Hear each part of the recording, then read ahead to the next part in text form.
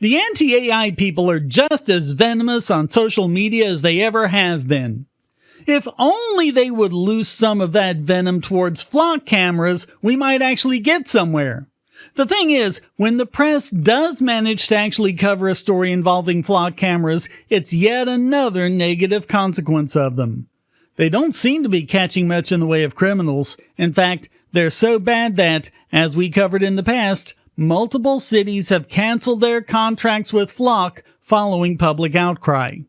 They're full of false positives that result in innocent families being slammed to the ground and arrested because a Flock camera misread their license plate.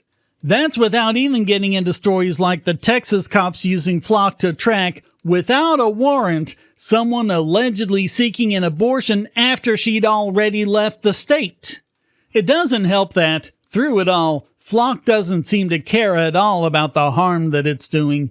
They just wave off all critique with statements like, "We can't control what police do with our technology."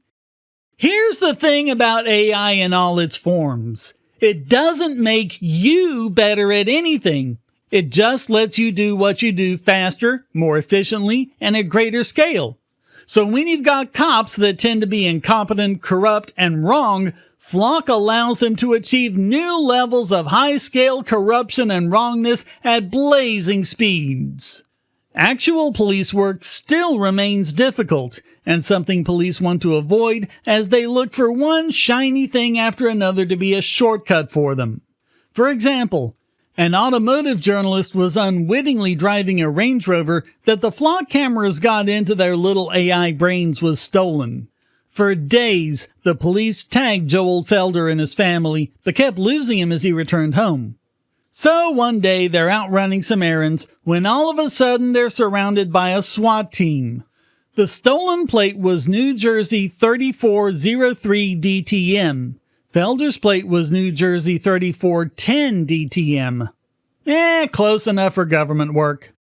Turns out the system was tracking 5 plates with 34 something something DTM. His was just the first to get nabbed.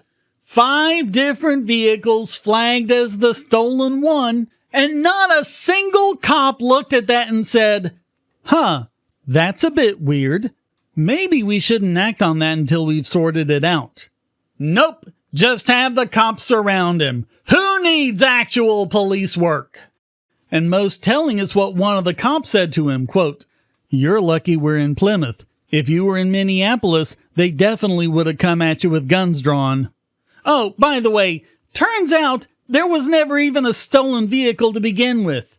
Someone misplaced a license plate, reported it as stolen, then found it and called them back and said, "Never mind." Still didn't matter. If Flock is that bad at tracking something as distinctive as a license plate, imagine how much worse they are at tracking other things such as faces, or cars based on unique markers such as bumper stickers or faded paint. Chrisanna Elser was accused of stealing a package supposedly because a license plate camera placed her truck near the scene. Even though she wasn't even there, she proved that with a neighbor's doorbell camera. Once again, we're seeing that there's no attempted verification before cops run with information they could easily figure out was bad on their own. Instead, the Flock camera is taken as gospel, and the citizen is put in the position of having to prove their innocence. That wasn't made any easier by the cops refusing to look at the doorbell video. In fact, it took her 5 weeks to get the charges dropped. And that was with proof positive of her innocence. We shouldn't feel obligated to have a verifiable timeline of every single one of our movements just to fight bogus criminal charges. It's up to the cops to be absolutely sure of their evidence before they move in like that. The problems with AI is never the AI. It's always the humans, and it's especially dangerous when it's humans with authority. You know, this wouldn't be so bad were it not for the fact that science fiction has been warning us about this for decades. People have a computer that tells them stuff, One of the characters warns, what if the computer's wrong?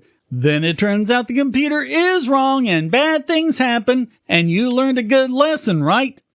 2001, THX 1138, Westworld, Running Man, War Games, Brazil, Gattaca, Logan's Run, Forbidden Planet, This Island Earth, several Star Trek episodes, both original and next gen, all sorts of science fiction warning us about this very problem.